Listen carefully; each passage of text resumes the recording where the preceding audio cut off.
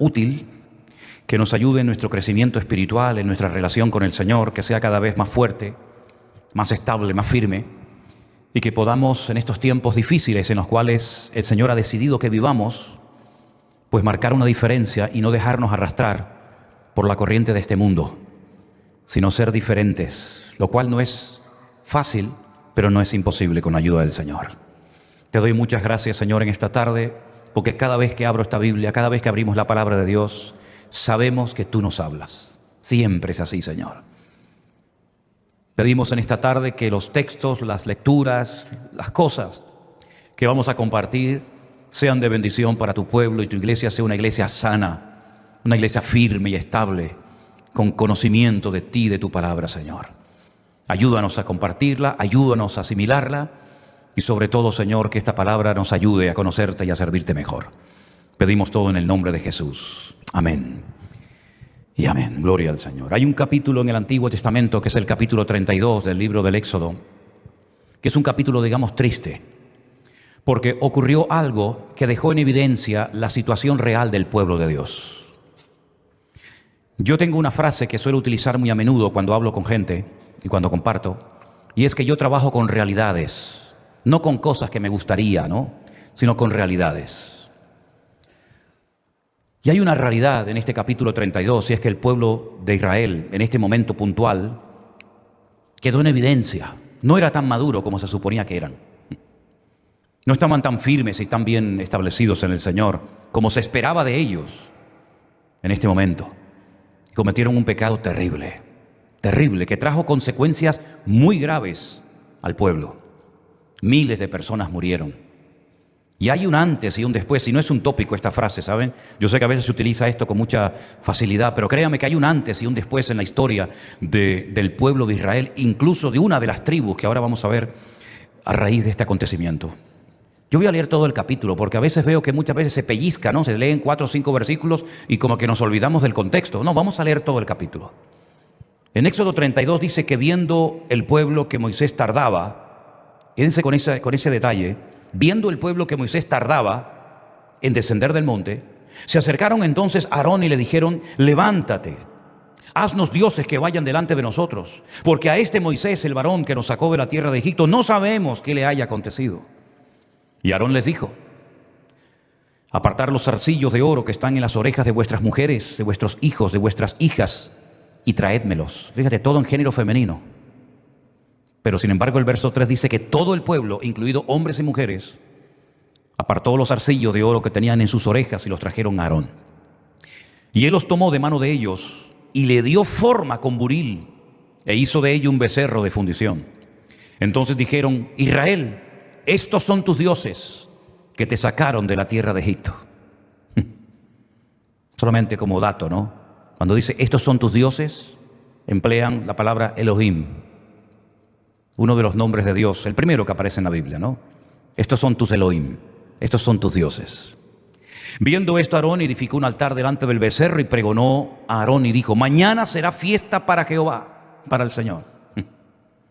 Y al día siguiente madrugaron y ofrecieron holocaustos y presentaron ofrendas de paz. Y se sentó el pueblo a comer y a beber y se levantó a regocijarse. A regocijarse, el texto, el verbo en hebreo dice: se levantaron a fornicar. Hicieron una orgía multitudinaria en medio del desierto, danzando frenéticamente como locos alrededor de ese animal, de ese becerro de oro. Terrible. Entonces el Señor le dijo a Moisés: anda y desciende, porque tu pueblo... Ahí Dios se desvincula de esta gente. Él no dice mi pueblo. No. Con esta actitud yo no puedo decir que son mi pueblo. Este es tu pueblo que sacaste de la tierra de Egipto, se ha corrompido. Pronto se han apartado del camino que yo les mandé. Se han hecho un becerro de fundición y lo han adorado y le han ofrecido sacrificios y han dicho: Israel, estos son tus dioses que te sacaron de la tierra de Egipto. Dijo más el Señor a Moisés: yo he visto a este pueblo, que por cierto es pueblo de dura cerviz. Ahora pues déjame que se encienda mi ira en ellos y los consuma, y de ti haré una nación grande. Entonces Moisés oró en presencia del Señor su Dios y le dijo: oh Señor, ¿por qué se encenderá tu furor contra tu pueblo, que tú sacaste de la tierra de Egipto con gran poder y mano fuerte? ¿Por qué han de hablar los egipcios diciendo, para mal los sacó, para matarlos en los montes y para raerlos de sobre la faz de la tierra? Vuélvete del ardor de tu ira y arrepiéntete de este mal contra tu pueblo.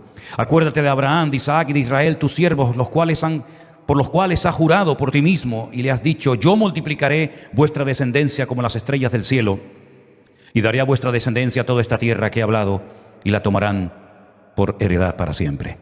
Entonces el Señor, una expresión humana, no es que Dios se tenga que arrepentir, es simplemente un término humano para entender, ¿verdad?, el cambio que Dios decidió hacer. El Señor se arrepintió del mal que dijo que había de hacer a su pueblo.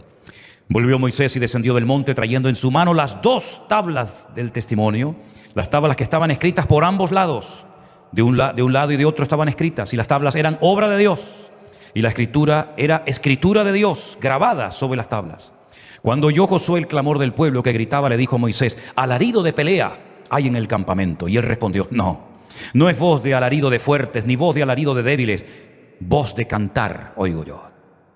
Y aconteció que cuando él llegó al campamento y vio el becerro y las danzas, ardió la ira de Moisés y arrojó las tablas de sus manos y las quebró al pie del monte.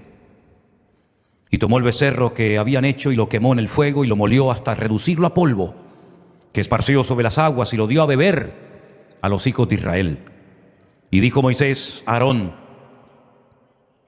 ¿qué te ha hecho este pueblo que has traído sobre él tan grande pecado? Respondió Aarón, no se enoje mi señor, tú conoces al pueblo que es inclinado al mal. Porque me dijeron, haznos dioses que vayan delante de nosotros, porque a este Moisés, el varón que nos sacó de la tierra de Egipto, no sabemos qué le ha acontecido. Y yo le respondí, ¿quién tiene oro? Apartarlo. Y me lo dieron y lo eché en el fuego y salió este becerro. Increíble. Viendo Moisés que el pueblo estaba desenfrenado porque Aarón lo había permitido para vergüenza entre sus enemigos, se puso Moisés a la puerta del campamento y dijo, ¿quién está por Dios? Júntese conmigo. Y se juntaron con él todos los hijos de Leví. Y él les dijo, así ha dicho el Señor, el Dios de Israel, poned cada uno su espada sobre su muslo, pasad y volved de puerta a puerta por el campamento, y matad cada uno a su hermano, a su amigo y a su pariente. Y los hijos de Leví lo hicieron conforme al dicho de Moisés, y cayeron del pueblo aquel día como 3,000 hombres. Entonces Moisés dijo, hoy os habéis consagrado al Señor, pues cada uno se ha consagrado en su hijo y en su hermano, para que él dé bendición hoy sobre vosotros. Y aconteció que al día siguiente dijo Moisés al pueblo, vosotros habéis cometido un gran pecado, pero yo subiré al Señor, quizá le aplacaré acerca de vuestro pecado. Entonces volvió Moisés al Señor y le dijo, te ruego, pues, este pueblo ha cometido un gran pecado, porque hicieron dioses de oro, que perdones ahora su pecado, y si no, ráeme ahora de tu libro que has escrito. Y el Señor le respondió a Moisés, al que pecare contra mí, a éste raeré de mi libro. Ve pues, ahora lleva a este pueblo a donde te he dicho, he aquí mi ángel irá delante de ti, pero en el día del castigo yo castigaré en ellos su pecado. Y el Señor hirió al pueblo porque habían hecho el becerro que Aarón formó. ¿Cuántos dicen amén? Es una historia triste, ¿no? No es nada agradable leer que el pueblo de Dios cae tan bajo, haciendo cosas que se suponen que tenían que tener más que superadas. Pero después de 40 días quedó en evidencia que ellos evidentemente habían salido de Egipto, pero Egipto no había salido de ellos. Todavía Egipto estaba dentro de sus corazones. Permítame que les ponga el ejemplo. Cuando Abraham salió de Egipto y se fue, la Biblia dice que el faraón le hizo un regalito. Le regaló una mujer, una sierva, una criada llamada Agar. Es decir, que le metió en la casa de Abraham un trocito de Egipto, que después fue un desastre. Y todos sabemos las consecuencias de aquel regalito que Abraham aceptó. Exactamente igual le ocurre ahora al pueblo de Israel. Han visto la mano de Dios. Ningún pueblo sobre la faz de la tierra ha visto ni verá jamás los milagros que este pueblo vio. Milagros únicos e irrepetibles. Nunca más Dios volvió a abrir el mar para nadie, para ninguna iglesia, ningún profeta, ningún apóstol, ningún discípulo. Nadie abrió un mar para que millones de personas pasaran por en medio como si fuera tierra seca. Dios lo hizo por ellos. Los milagros que el Señor hizo en Egipto jamás los ha hecho por ningún pueblo, ni los hará por ningún otro. Algunos de esos milagros se volverán a ver en el período que conocemos, el tiempo de angustia de Jacob o la gran tribulación, según nos cuenta el Apocalipsis. Egipto quedó totalmente desmantelado, incluso hasta sin heredero. Los dioses que guardaban supuestamente las aguas, los animales, los árboles, las cosechas de Egipto no sirvieron absolutamente para nada. Todos quedaron humillados. Fue un desastre lo que pasó en Egipto. Y aquella nación por la cual nadie daba ni un centavo, lograron salir con mano poderosa porque el Señor los sacó. Y los sacó con un propósito, no solamente para humillar a los enemigos, no solamente para que el faraón quedara bien claro de que no servía para nada y que no era el hijo del dios Ra, el dios del sol, ni mucho menos, sino que los sacó con el propósito de conducirlos por la península del Sinaí y llevarlos a una tierra llamada Canaán, Israel. La tierra que fluye leche y miel, tierra que estaba habitada por 7 naciones que se habían metido en un territorio que no les había correspondido en heredad. Por ejemplo, para mencionar uno de estos pueblos, los filisteos no eran de Canaán, los filisteos eran de la isla de Creta, que navegaron hasta la costa de Israel y se apropiaron de 5 ciudades, como ya les he dicho en otras ocasiones. Así que ellos salieron con un propósito. El desierto iba a ser una etapa transitoria entre Egipto y Canaán, una escuela, un taller. Hay un libro en el Antiguo Testamento que nosotros lo tenemos como el libro de Números. En hebreo se llama Bamidbar, significa en el desierto. Y en medio de la palabra Bamidbar aparece la raíz Dabar, que significa hablar. Luego en hebreo Bamidbar, en el desierto. Otra lectura es el lugar donde Dios te va a hablar, el lugar donde Dios te va a tratar. Y efectivamente así fue. La ley no la recibieron en Egipto.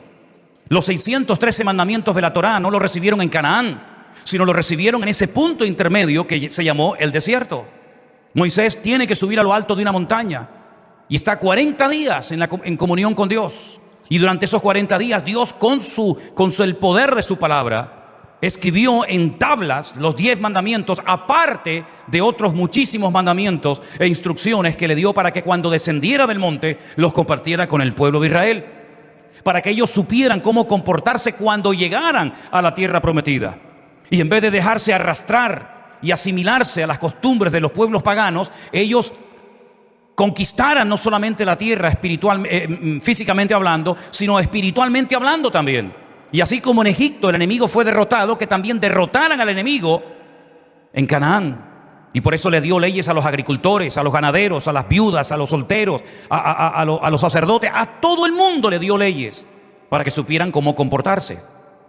Les explicó cómo se tenían que hacer los sacrificios, cómo se tenía que construir el tabernáculo, en qué dirección geográfica tenía que estar, quién tenía que montarlo, quién tenía que desmontarlo, qué animales servían, qué animales quedaban totalmente descartados, etcétera, etcétera. Son 613 mandamientos, las mismas semillas que tiene una granada en Israel, para que recuerden cada vez que se coman una granada que hay 613 mandamientos en la Torá, en lo que llamamos el Pentateuco, el Humash.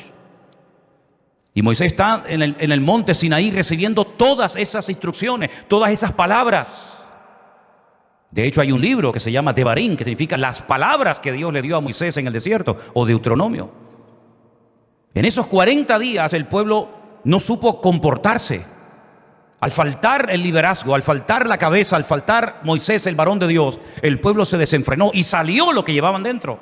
Y es que tarde o temprano saldrá lo que llevamos dentro de nuestras vidas. El Señor dice que de la abundancia del corazón, ahí está. No es nada nuevo la enseñanza que les estoy dando. Tocaron fondo. Y el que permitió y el que consintió todo esto fue nada más y nada menos que el hermano del pastor, Aarón, que encima era el hermano mayor de Moisés. Los 3 hermanos, Aarón, Moisés o Miriam y Aarón, y Moisés el pequeño. Y él dice que iban a hacer una fiesta para el Señor. Pero ¿qué fiesta le van a hacer al Señor si el Señor no va a estar presente en ese acto, en ese escándalo, en esa vergüenza que van a hacer en medio del desierto? Dándole forma. No es que tiraron el oro, como él decía, al fuego y salió el becerro. No. Tú le diste forma. Tú fuiste copartícipe de este relajo, de este desorden. Y os estáis comportando exactamente igual que como se comportaban los egipcios, a los cuales el Señor derrotó y a los cuales el Señor humilló. Y quedó bien claro que Dios no acepta este tipo de culto, que Dios no acepta este tipo de manifestaciones de la carne. ¿Y cuántas veces en las iglesias se confunden manifestaciones de la carne con el mover del Espíritu Santo? No, no, déjenlos, está bajo el Espíritu de Dios. No, está bajo el Espíritu, pero no precisamente el de Dios. Pero hay tan poco discernimiento hoy en día en las iglesias y en el ministerio, que muchas veces se manifiestan endemoniados y creen que es el Espíritu Santo el que está hablando y moviéndose en las personas. Y cuántas falsas profecías y cuántos falsos moveres, falsas unciones que no vienen del corazón de nuestro Dios, se mueven hoy en día y encima se les aplaude, y eso es lo que la gente quiere. Esto fue lo que pasó en el desierto. No dieron la talla, hicieron el ridículo, cayeron muy bajo. Ellos querían un liderazgo, y esos líderes iban a ser aquellos becerros, porque no fue uno, realmente fueron 2 becerros los que se levantaron, y querían que ellos los llevaran otra vez, ¿a dónde? A Egipto, atrás, al pasado. Cuando el Señor le dijo: nunca más vuelvan a andar por ese camino, nunca más vuelvan a Egipto, porque yo les he sacado para que nunca más tengan por qué volver a ese país donde yo demostré mi poder y mi gloria y mi autoridad. El estilo de vida que estaban viviendo en ese momento aquel pueblo era el estilo de vida de los mundanos, de los idólatras, de los paganos en Egipto. Se les había impregnado en la carne, en su estilo de vida, en su forma de adorar, en su forma de expresar su alabanza. Se les había metido Egipto hasta el fondo. Y Aarón fue copartícipe de todo esto. ¿Cómo no va a perder los papeles? ¿Cómo no va a entrar en ira y en cólera Moisés después de estar 40 días y 40 noches en la presencia del Señor y encontrarse a su pueblo haciendo cosas terribles? No pudo soportar aquello. Rompió las tablas de los 10 mandamientos. Luego tuvo que volver a subir para que el Señor le diera lo que un día le dio, pero que él rompió, ¿verdad? Y es que todos los seres humanos, incluidos también los pastores, tenemos un límite. Nuestro conocimiento es limitado. Nuestro amor, por mucho que digamos, es limitado. Nuestra fe es limitada. Y también nuestra paciencia es limitada. Y que conste que Moisés, dice la Biblia, que era el más manso de toda la tierra. Y lo sacaron de quicio. No aguantó esto. Y el Señor le dijo: voy a destruir al pueblo. No voy a tolerar que mi pueblo haga esto y que me provoquen a ira. Así es que no te preocupes, los voy a arrasar a todos, pero haré de ti una nación grande. Y entonces Moisés es cuando entra, si me permiten, en negociaciones con su Dios. Y le dice: no, Señor, ¿qué van a pensar los pueblos cuando oigan que tú no fuiste capaz de introducirlos en la tierra prometida? Recuerda, Señor, lo que le prometiste, lo que le juraste por ti mismo a tu siervo Abraham, a Isaac, a Jacob, aunque él menciona el nombre Israel. No, Señor, no hagas esto. Y el Señor, por la oración de intercesión de Moisés, salvó a toda una nación, salvó al pueblo de Israel, porque es que la oración tiene un poder extraordinario, queridos hermanos. Increíble, increíble. Si en vez de perder el tiempo en discusiones y en tonterías, invirtiéramos y nos ocupáramos más en orar y en buscar la presencia del Señor, otro gallo cantaría. El Señor al final le dice que Él no va a ir con ellos. Bueno, no los voy a destruir, pero yo no voy a ir más con ustedes. Y entonces otra vez entra Moisés en una tremenda negociación con Dios, diciéndole, y se para delante de Dios y le dice: si tú no vas conmigo, yo de aquí no me muevo. Y otra vez el Señor le dice: está bien, voy a ir con ustedes, voy a ir contigo. Qué tremendo, ¿verdad? Qué conocimiento de Dios. Cómo se movía este hombre en la presencia del Señor con una libertad extraordinaria. Pero en varias ocasiones lo llevaron hasta el extremo y terminó en una ocasión, como hemos leído en esta noche, rompiendo nada más y nada menos que la mismísima obra de Dios, porque no aguantó la presión. Dios nos está enseñando a nosotros los cristianos en este último tiempo a saber comportarnos bajo presión. Y muchos cristianos todavía no han aprendido que la presión va a ir en aumento. Y muchos cristianos no se percatan que la vida cristiana no solamente consiste en tener un montón, muchísimos privilegios, que gloria a Dios los tenemos, sino también en compromisos y en responsabilidades. Y uno de ellos es demostrarle al mundo, a nosotros mismos y a nuestro Dios, que nosotros sabemos trabajar con dinero o sin dinero, con muchos o con poco, o con la iglesia vacía y cerrada. Demostrarle al Señor, a nosotros mismos y al mundo, que nosotros no necesitamos aplauso ni de reconocimiento de nadie, sino que somos capaces de sacrificarnos y de esforzarnos por nuestro Dios en cualquier circunstancia, en cualquier lugar, con presión, con aplausos, con traiciones o con lo que sea, la iglesia del Señor ha aprendido a caminar en victoria en medio de las circunstancias de la vida. ¿Cuántos dicen amén? ¿Cómo hubiéramos actuado nosotros si hubiéramos estado solos en el desierto, sin liderazgo, sin cabeza? Porque dicho sea de paso, los que se quedaron en lugar de Moisés, la verdad es que no valía mucho que digamos. Fíjate el hermano de Moisés cómo era. Fue el que consintió, fue el que permitió para tener contento al pueblo, ¿verdad? Fue incapaz de decir, no, nosotros no vamos a hacer eso. Hay que aprender a esperar, porque una de las lecciones que el Señor nos está enseñando en este tiempo es aprender a esperar. Si mi hermano hubiera muerto y ya el Señor se lo hubiera llevado a su presencia, el Señor nos lo habría dicho. Así que aprendamos a esperar tranquilamente, a gozarnos en la espera, que ya vendrá, no se preocupen. Y efectivamente Moisés no había muerto. Moisés apareció, pero cuando apareció, lamentablemente, el pueblo estaba totalmente fuera de control. La lectura bíblica que se leyó esta tarde, nuestro hermano Rafael la leía en el Evangelio según San Mateo, es muy interesante porque ahora no encontramos a un hombre en la montaña hablando con Dios, sino ahora encontramos nada más y nada menos que al Señor Jesucristo en una montaña tenían comunión con el Padre. Y es el famoso relato del monte de la transfiguración. La tradición dice que el monte Tabor, monte muy bonito, es donde el Señor Jesucristo decidió transfigurarse, transformarse, ¿verdad? Y comenzar a enseñarle a 3 de sus discípulos, a 3 testigos, Pedro, Jacobo y Juan, parte de su gloria. Y no solamente parte de su gloria, sino además se presentaron 2 personajes muy interesantes. Y uno de ellos era Moisés, para que después digan que Moisés no entró en la tierra prometida. Sí, Moisés entró en la tierra prometida, pero no cuando él quiso, sino cuando el Señor quiso. Y también se presentó el profeta Elías. Y allí por segunda vez se vuelve a oír la voz audible de Dios. Pocas veces, créanme, pocas veces, si no hagan el esfuerzo en estos próximos días o meses de buscar en la Biblia cuántas veces Dios se ha dejado oír audiblemente. Y no han sido muchas, En el día que bautizaron al Señor Jesucristo en el río Jordán, Juan el Bautista, ¿se acuerdan? Dice la Biblia que Dios dijo, este es mi Hijo amado, en el cual tengo complacencia. Y se oyó la voz audible del Padre. Y ahora se vuelve a oír en el monte de la transfiguración. El mismo Dios, la misma expresión, este es mi Hijo amado, al que yo he señalado, al que yo he escogido, en el cual deposito toda mi confianza, lo avalo, lo apoyo. En Él está mi gozo y mi deseo cumplido.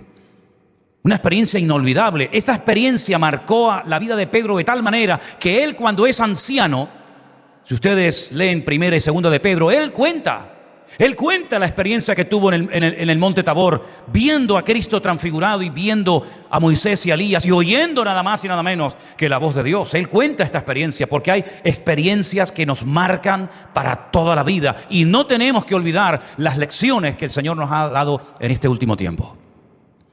¿Cuándo bajan de la montaña? Porque la realidad no era vivir permanentemente en la montaña. No se olviden que de los 12 discípulos, 3 solamente habían subido al monte con el Señor a orar y los 9 restantes se habían quedado abajo. Y vamos a leer lo que no se ha leído esta tarde, que estaba ocurriendo al pie de la montaña.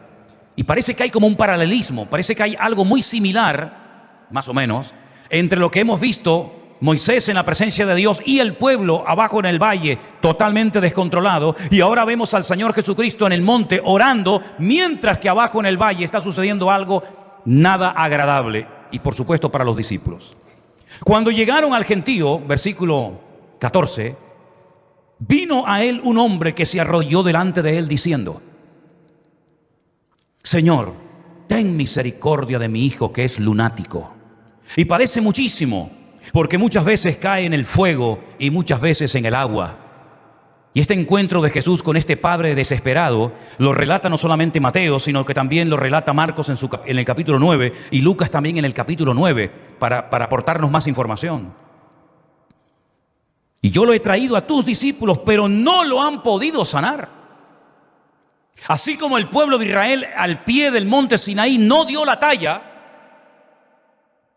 no supo comportarse correctamente, ahora son los discípulos de Cristo los que no están actuando correctamente. Se les ha escapado el problema de las manos y no han sabido solucionarlo. Ya ellos llevaban tiempo con el Señor. Estos discípulos que se quedaron al pie de la montaña, estos 9, y allí estaba Santiago, ¿verdad? El otro. Allí estaba Bartolomé, allí estaba Felipe. Ya ellos habían visto cómo el Señor trataba a los enfermos, cómo el Señor echaba fuera demonios, cómo el Señor resolvía los problemas. Por lo tanto, ya tenían un nivel de experiencia, un nivel supuestamente de madurez que les capacitaba y les podía permitir solucionar el problema que se les presentó, pero no supieron. Y no hay nada peor para un cristiano hoy por hoy que no sepa cómo resolver el problema en el cual el Señor ha permitido que te encuentres. Y llegará el momento, y el momento está llegando, si no lo han visto es que algunos están ciegos, que el Señor nos está mostrando que ya no se puede depender de los pastores, ni de los profetas, ni de los apóstoles, sino que hay que aprender a depender única y exclusivamente de Dios. Y cuanto antes lo aprendamos, mejor que mejor. La gran desgracia de muchos cristianos es que se convirtieron al pastor y no al Señor del pastor. Y conocen más de la iglesia del Señor que del Señor de la iglesia. Y conocen tal vez algo de la Biblia del Señor, pero no del Señor de la Biblia. Y en este momento los discípulos han hecho el ridículo. No han sabido solucionar un problema. ¿Tú sabes cómo se solucionan tus problemas económicos? A mí me llaman todos los días de todas partes del mundo para que les diga cómo tienen que resolver sus problemas económicos, cómo tienen que solucionar sus problemas ministeriales, cómo tienen que arreglar sus problemas matrimoniales. Centenares de personas. Y yo digo, pero Dios mío, ¿qué se ha enseñado en los últimos años al pueblo de Dios? Que ahora que ha llegado el momento de la verdad, ¿dónde está la fe de la iglesia? ¿Dónde está el discernimiento del pueblo de Dios? ¿Dónde está el conocimiento supuesto que tenía que tener la iglesia? ¿Dónde está todo eso? ¿De qué han servido los cientos y cientos y miles de sermones que algunos hermanos han oído en los últimos años? 1500 y pico sermones tenemos nosotros, solamente nosotros, en nuestro canal de YouTube. 1500 sermones. Cientos de devocionales, cientos de estudios. ¿Y de qué ha servido todo eso? Los discípulos no saben cómo actuar con un muchacho que tiene un espíritu que lo quiere matar, con un padre que ha venido con toda la ilusión y con toda la fe del mundo y ahora se lleva una desilusión tremenda, porque los que supuestamente saben cómo resolver los problemas a la hora de la verdad no saben nada. No fueron a los escribas, no fueron a los fariseos. Este padre no llevó a una sinagoga a su hijo, no lo llevó para que el sumo sacerdote Anás o el otro Caifás le ayudara, porque él sabía perfectamente que el liderazgo de Israel en aquel tiempo estaba corrupto. Era un desastre, era igual o peor que el sacerdocio en los tiempos del sacerdote Elí, ¿se acuerdan? Con sus hijos Ofni y Fines, que eran un desastre en Primera de Samuel. Él no va a esa gente. Él ni siquiera llevó a su hijo al estanque de Betesda, donde se decía que un ángel de vez en cuando venía y movía el agua y el primero que se zambullía quedaba sano. No, él fue a donde estaba Jesús. Pero al ver que no estaba el Señor, no se desanima. No dice, bueno, si no está el Señor, cojo y me voy. No, porque él da por cierto que los hombres que viven pegados al Señor saben cómo actuar, porque para eso son sus discípulos. Podía haber dicho, no, ustedes no, yo no pongo a mi hijo en las manos de ustedes porque ustedes, yo no me fío de ustedes, porque ustedes no saben. No, el hombre se queda, el hombre no se va. Y el hombre pone a su hijo en manos de los discípulos para que lo ayuden, pero se lleva una desilusión, porque se da cuenta de que los discípulos no saben cómo resolver este problema. Tú imagínate que venga gente a la puerta de tu casa, que te llame gente por teléfono, que te escriba pidiendo ayuda y que tú no sepas a estas alturas de tu relación con Cristo qué versículo, qué palabra, qué oración, qué hacer para poder ayudar a una pobre persona endemoniado, enfermo, desesperado. Y es lo que le está pasando a muchos cristianos, porque se han hecho tan dependientes. Y entonces este hombre le dice al Señor, ten misericordia de mi hijo. Yo lo he traído a tus discípulos, pero no lo han podido sanar. Entonces Jesús, esta expresión fuerte, oh generación incrédula y perversa, ¿hasta cuándo he de estar con vosotros? ¿Hasta cuándo os he de soportar? ¿A quién le dijo el Señor esto? ¿Al Padre? ¿Encima? ¿Echarle una bronca a un hombre que ha venido con toda la ilusión y con toda la fe del mundo? No. Mi opinión personal, yo creo que el Señor le está diciendo a sus discípulos, ¿hasta cuándo? ¿Hasta cuándo, Pedro? ¿Hasta cuándo, Bartolomé? ¿Hasta cuándo, Felipe? Si me voy una hora a orar al monte y una situación que tendrían que saberla solucionar perfectamente, ¿no habéis sabido? ¿Pero esto qué es? ¿Hasta cuándo tengo yo que estar entre ustedes?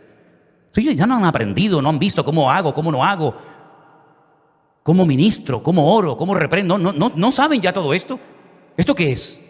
¿Una escuela o esto qué es? Reprendió Jesús al demonio, el cual salió del muchacho y este quedó sano desde aquella hora. Y entonces ahora viene la segunda parte de la historia, muy interesante, por cierto. Vinieron entonces los discípulos a Jesús aparte, no se atrevían a preguntarle tal vez en público, ¿por qué nosotros no pudimos echarlo fuera? Bueno, pregúntate tú, ¿por qué a veces tú no has sabido cómo actuar como cristiano cuando te pasa algo con tu mujer o con tu marido? Pregúntatelo tú. ¿Por qué tú no sabes cómo actuar cuando parece que el enemigo está dando coletazos por todos lados y cuando parece que todo está saliendo mal y las puertas se abren? Pregúntate tú, ¿por qué no sabes tú actuar? ¿Y por qué te derrumba una crítica? ¿Por qué te tumba una calumnia? ¿O un problema económico? ¿O un problema físico? Pregúntate tú. ¿Cómo es posible que tú, que has hablado en lenguas, que has leído la Biblia, que has diezmado, que has ofrendado, que has orado, que no sé qué y que no sé cuál? Pregúntate tú por qué a veces no has sabido actuar en consecuencia. Sé honesto contigo mismo. ¿No dice la Biblia que tenemos que probarnos a nosotros mismos? ¿No dice la Biblia que si nos juzgamos a nosotros mismos no nos juzgaría nadie? Pues hagamos eso de vez en cuando al Señor. Señor, ¿por qué mi fe no funciona? ¿Por qué cuando oro no pasa nada? ¿Por qué cuando tengo un problema me derrumbo? ¿Por qué, Señor? Y te vas a dar cuenta de que a veces damos una imagen que no coincide con la realidad en nuestra vida privada. Bueno, hay un principio que yo creo que tenemos que tener todos presentes. Yo siempre lo he compartido y para mí es vital en mi vida. Entra en tu aposento, cierra la puerta y tu Padre que te ve en secreto te recompensará en público. Eso es una ley del reino de Dios. Eso funciona siempre, sí o sí. La privacidad, la comunión, la intimidad con Dios trae resultados. Los que Él quiera, no los que yo quiera, ¿verdad? Pero en este caso el resultado era que este niño se fuera sano y que este padre pudiera dar testimonio en su barrio, en su familia, en su pueblo, en su ciudad, de que su hijo fue sanado por el poder de Dios. Pero no lo pudo hacer. ¿Por qué? Porque sus discípulos no fueron capaces de solucionar y tomar control y autoridad sobre esta situación. Y Dios nos va a poner a prueba. Dios nos va a poner a prueba a todos. En lo económico, en lo espiritual, en lo ministerial. Dios nos ha puesto y nos va a seguir poniendo a prueba para que nos demostremos a nosotros mismos si verdaderamente estamos tan firmes como pensábamos que estábamos, o estamos muy verdes todavía y nos falta mucho crecimiento espiritual. ¿No le decía el apóstol Pablo a los hermanos de la iglesia de Corinto en el capítulo 1, hermanos, doy gracias al Señor de que nada os falta en ningún don? Capítulo 1, extraordinario. Pero cuando llegas al capítulo 3 es un desastre, porque le dice, hermanos, ustedes que están con los dones para arriba y para abajo, ustedes que no les falta de nada espiritualmente hablando, ¿cómo es posible que debiendo ser ya maestros seáis niños y hayan celos y envidias entre vosotros? Yo soy de uno, yo soy de otro. ¿Quién predica hoy? No, a mí sí no me gusta, yo voy el próximo domingo. Yo soy de Pablo, yo soy de este, yo soy de aquel. ¿Cómo es posible que todavía ustedes están bebiendo leche cuando ya tenían que estar comiendo solomillo y carne? Capítulo 1, nada os falta ningún don. Capítulo 3, carnales, niños en Cristo y maduros. ¿En qué quedamos? Es que los dones, queridos hermanos, no siempre van en consonancia con la madurez y con el carácter de un creyente. Hay gente que en su carácter son un desastre. Y por eso muchas veces escuchamos expresiones como, este es cristiano, esta es cristiana, esta va a tu iglesia. No, pero después vas a la iglesia y lo ves, Sí, déjate de tanta barrandara y paga lo que debes. Y perdona cuando te ofenden. Y atiende a tu marido que lo tienes abandonado, que crees que te casaste con la iglesia en vez de te casaste con él. Y atiende a tu hija y a tu hijo, que no sabe lo que está viendo en la dichosa tablita esa diabólica que tienen los chiquillos atontados. ¿Verdad? Hay que probarnos a nosotros mismos y decir, bueno, ¿cómo estamos delante del Señor? Y este tiempo desde marzo del 2020, que a mí me marcó a fuego la vida y me la cambió para siempre, ¿verdad? El Señor nos ha estado demostrando que Él es fiel, que Él es galardonador de los que le buscan, que Él no falla, que Él está ahí, que su fidelidad es real, constante, genuina, verdadera. Pero también muchos han quedado en evidencia y no han aguantado, y se han derrumbado y se han desanimado. Pero nosotros tenemos que tener en cuenta que, mira, ni ángeles, ni principados, ni potestades, ni lo presente, ni lo porvenir, ni ninguna cosa creada nos podrá separar del amor de Cristo, el Señor nuestro. Antes somos más que vencedores, dice la Biblia. Aleluya. Es el momento de vivir para Cristo de verdad. Ya no es tiempo de teoría, las teorías no funcionan, y en este tiempo menos todavía. En este tiempo las teorías no funcionan. ¿Por qué nosotros no pudimos echarlo fuera? Y el Señor les dijo: por vuestra poca fe. Una de las cosas que me gusta muchísimo del Señor es que con pocas palabras dice mucho. Y lo que no me gusta de la gente es que para decirte una cosa te están 3 horas hablando. El Señor era todo lo contrario. ¿Me están preguntando por qué? Pues muy fácil, por vuestra poca fe. Vuestra fe no es la que tiene que ser a estas alturas de la vida. Los hombres de más fe en Israel tendrían que ser ustedes. Ustedes tenían que ser un ejemplo a los demás de fe. Los escribas y fariseos tenían que venir a ver cómo viven ustedes una vida victoriosa y poderosa.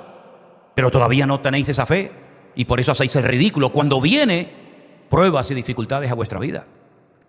Ahora, para resumir, el pueblo de Israel sale de Egipto, vio la gloria del Señor, pero no dio la talla porque no supo esperar en el Señor. Y los que no saben esperar en el Señor pueden cometer, sobre todo en este tiempo, terribles decisiones.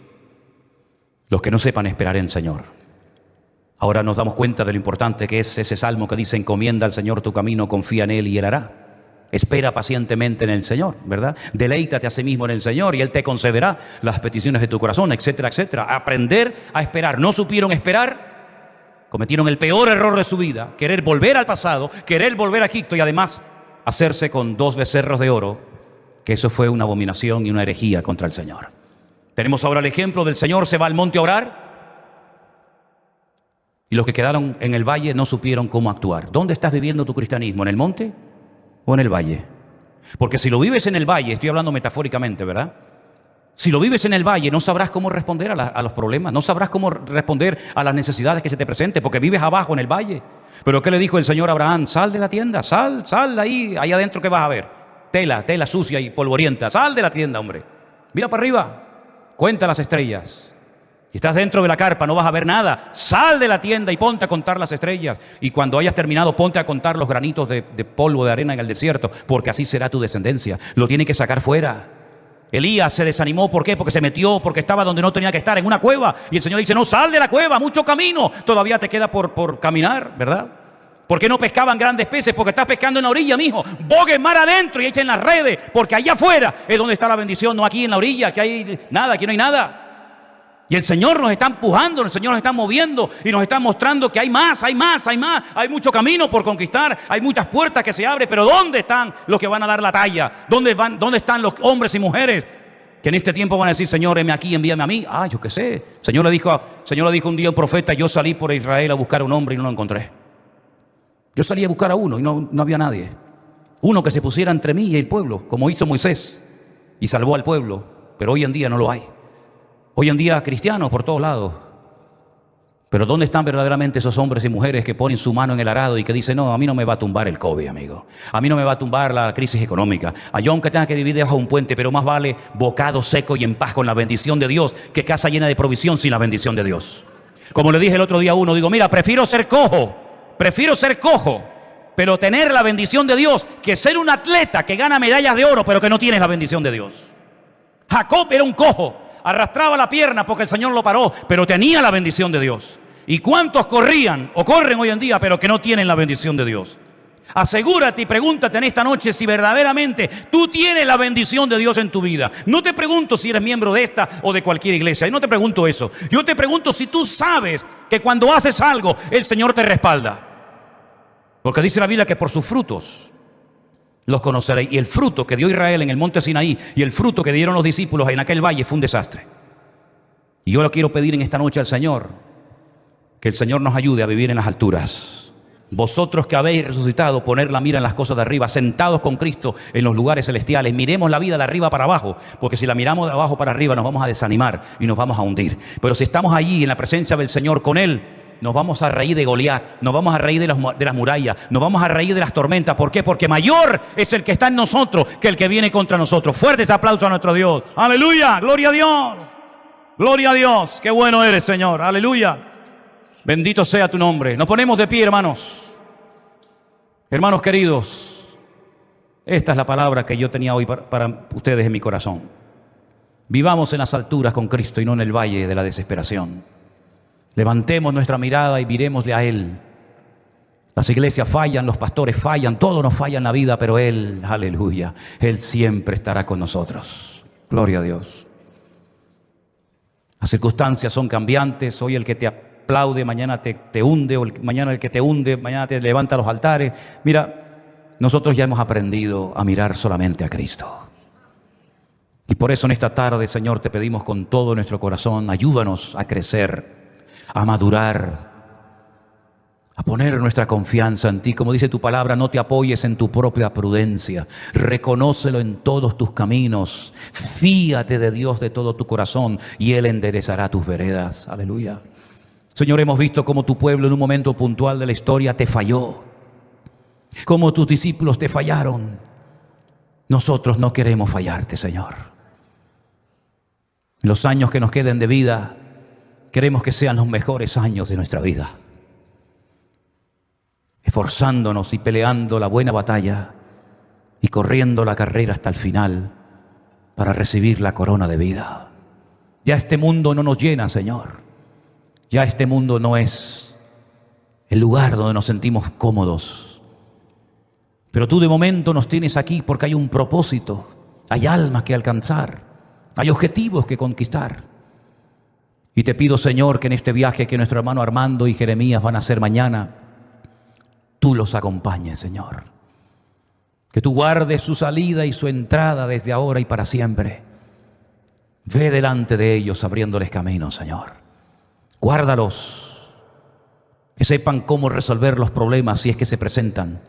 Porque para eso han sido enseñados y discipulados, para saber cómo responder a las situaciones adversas de la vida, dependiendo solamente de ti, Señor. Guárdalos, Señor, en este tiempo. Guarda sus casas, sus familias. Señor, y danos una semana victoriosa a todos y a cada uno de nosotros. Y que tu iglesia, tanto los que estamos aquí como en casa, no te fallemos, Señor. No queremos fallarte, Señor. Aumentanos la fe para que podamos ser ejemplo al mundo y podamos afrontar y resolver los problemas como tú lo harías si estuvieras en nuestra